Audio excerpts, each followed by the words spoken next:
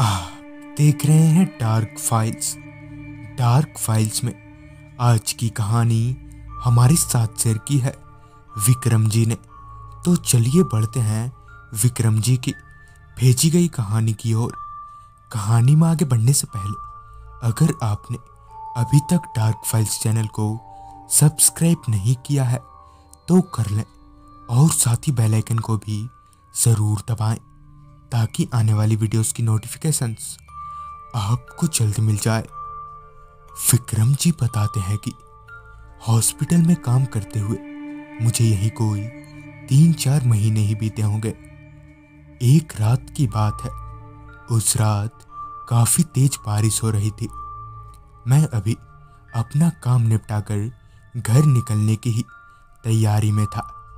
रात काफ़ी हो गई थी जिस वजह से रोड पर कोई गाड़ी नज़र नहीं आ रही थी। हॉस्पिटल के बाहर मैं किसी ऑटो रिक्शा की ही ताक में खड़ा था, पर बारिश इतनी तेज थी कि कोई ऑटो रिक्शा वहाँ से गुजरने का नाम ही नहीं ले रही थी कि तभी हमारे ही हॉस्पिटल के एक डॉक्टर साहब अपनी कार के साथ मेरे पास पहुँचे और अपनी कार का विंडो ग्लास गिराते हुए कहा, बारिश काफ़ी तेज है, एक काम करो, तुम्हें तो ऑटो नहीं मिलेगी, तुम चलो मेरे साथ, मैं तुम्हें घर छोड़ देता हूँ।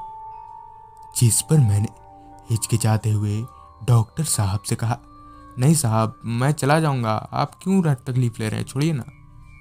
जिस पर डॉक्टर साहब ने कहा, अरे इसमें तकलीफ़ कैसी, तुम्हारा घर मेरे घर के ही रास्ते में तो है, चलो मैं छोड़ देता हूँ। जिस पर मैंने डॉक्टर साहब के हाँ में हामी भर दी, यह सोचकर कि इस बारिश में भीगने से तो अच्छा है कि मैं डॉक्टर साहब के साथ ही घर चला जाऊं।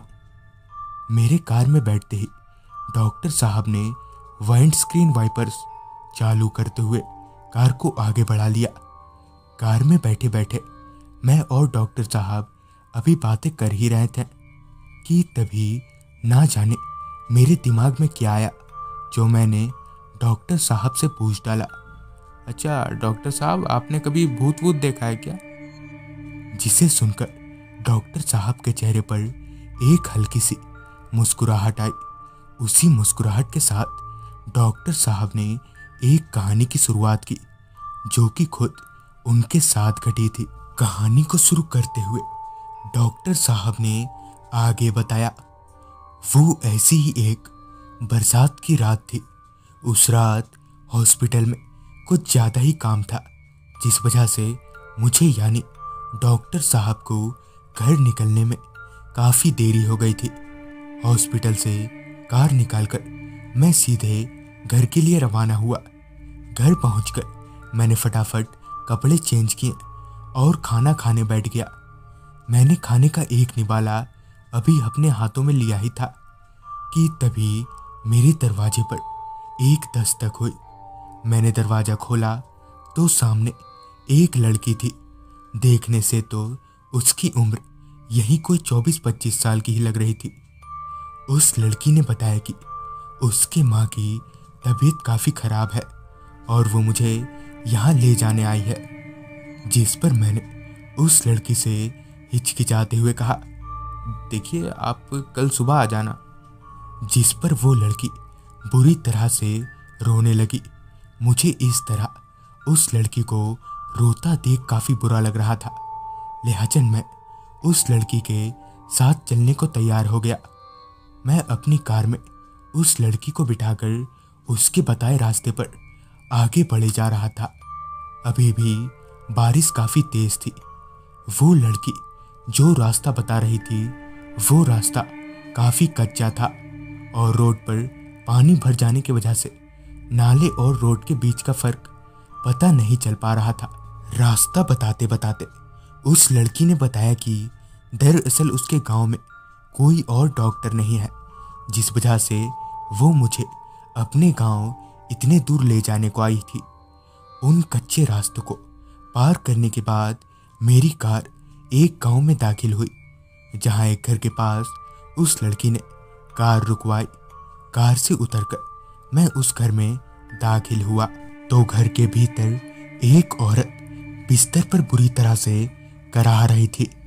मैंने उन्हें चेक किया तो उन्हें काफ़ी तेज बुखार था और उनकी धड़कनें तेजी से ऊपर नीचे हो रही थी। मैंने उन्हें एक इंजेक्शन दिया जिसके थोड़ी ही देर में वो थोड़ी नॉर्मल हो गई, जिसके बाद मैंने उस औरत को बताया कि अच्छा हुआ आपकी बेटी मुझे यहाँ ले आई, वरना आज कुछ भी हो सकता था। जिस पर उस औरत ने हैरानी भरी नज़रों से मुझे देखते हुए कहा, डॉक्टर साहब, आप कौन सी बेटी की बात कर रहे हैं? मेरी बेटी को मेरे तो आज 3 महीने हो गए। वो देखिए, आपके पीछे वाली दीवार पर उसकी फ़ोटो लगी है। मैंने पीछे पलट कर देखा तो वही उसी लड़की की फ़ोटो थी। उस वक्त मुझे कुछ भी समझ नहीं आ रहा था कि तभी उस औरत ने अपने आंसू पोंछते हुए आगे बताया, दरअसल मेरी बेटी की कहीं शादी नहीं लग रही थी। जब एक जगह बड़ी मुश्किल से शादी लगी तो लड़के वालों ने दहेज की मांग की, जो हम पूरी नहीं कर पाए, जिस वजह से दुखी होकर मेरी बेटी ने खुदकुशी कर ली। और यहीं डॉक्टर साहब ने अपनी कहानी खत्म कर दी। इस कहानी को सुनकर ना जाने क्यों मेरी आंखों से आंसू छलक गया। इसी बीच डॉक्टर साहब ने कार रोकते हुए कहा, विक्रम, तुम्हारा घर आ गया। तो दोस्तों, ये थी विक्रम जी की भेजी गई कहानी। अगर आपके पास भी ऐसी कोई कहानियां हैं तो हमारे साथ जरूर शेयर करें। तो मैं आर्यन जल्दी ही मिलूंगा आपसे ऐसी ही एक खौफनाक कहानी के साथ।